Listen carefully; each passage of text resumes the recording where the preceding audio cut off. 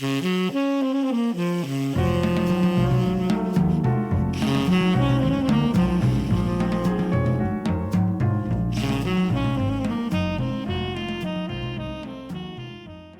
did such a great job of interpreting that.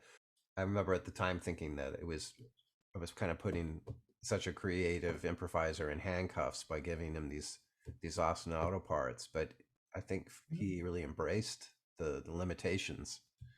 Yeah, and that's not his.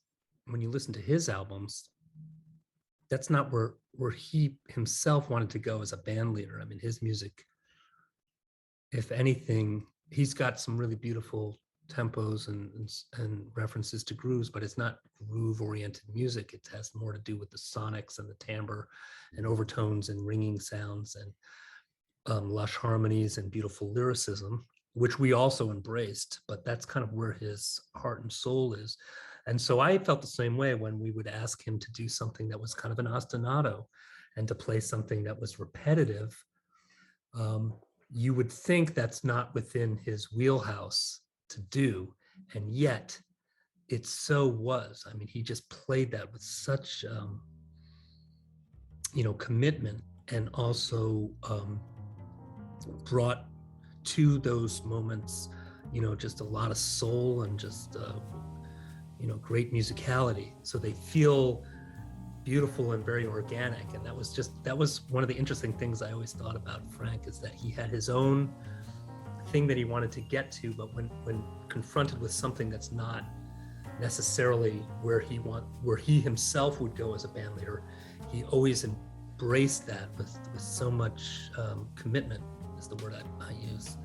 I remember, just pops into my head, but since we're talking about this time period, the other thing about Frank, if I can, is, he as you know, he loved pianos that were well tuned and pianos that were really well voiced, because he was so into the overtones and so into the ringing of the sounds and the timbre of them, and that was like really the things that he grooved on the most personally.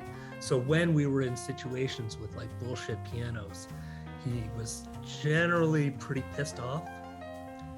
You know what I'm saying? Oh, you know where I'm going with this.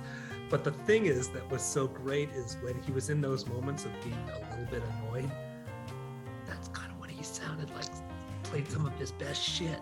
Yeah. Because he was kind of pissed off. And I remember one gig in particular in an elevated tour, and I think it was in Poland, where it was not a really great piano, and it was like an upright spin it sort of deal that was somewhat out of tune, and he refused to even sit down, so he stood for most of the gig, because he couldn't bring himself to actually commit to sitting down.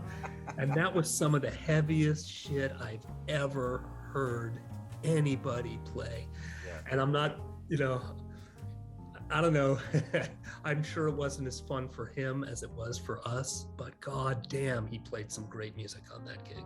Yeah. Because there was something about he was just like, all right, I'm just gonna stand and I'm just gonna play with my right hand, and I'm just gonna fuck this, Yeah. And god, I mean, the music that came out in those moments,